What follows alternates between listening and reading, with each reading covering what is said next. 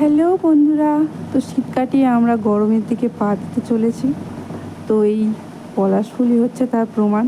তো এখন বসন্তকাল পড়ে গেছে, তাই চারিদিকে ফুলের মেলা। তো এই গাছটার নাম কি আমি ঠিক জানি না, তোমরা যদি জেনে থাকো বন্ধুরা প্লিজ বলো আমাকে।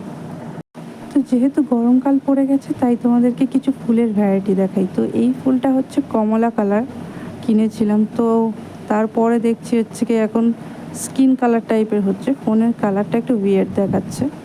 তো তারপরে এটা আমার ফেভারেট, লালের মধ্যে কি সুন্দর গোলাপি আছে, আবার হলুদ আছে, আবার কমলা আছে।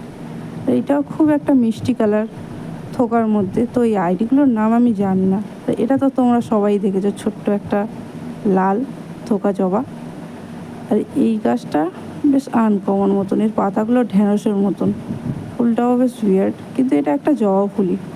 তারপরে এই স্ন্যাপড্রাগনটা, এটা কিন্তু গরমেও ফোটে।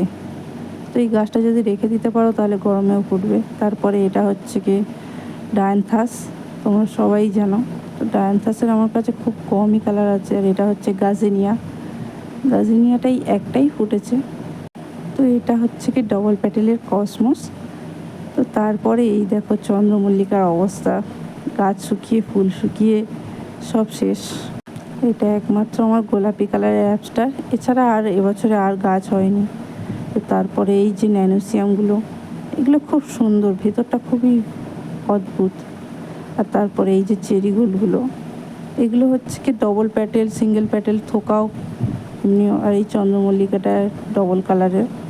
তো তারপরে এইগুলো বিভিন্ন ধরনের গাছ আছে যেগুলোর মধ্যে ফুল আসেনি এখনও। এটা বেগুনি জবার গাছ ছিল, এটা নাকচম্পা।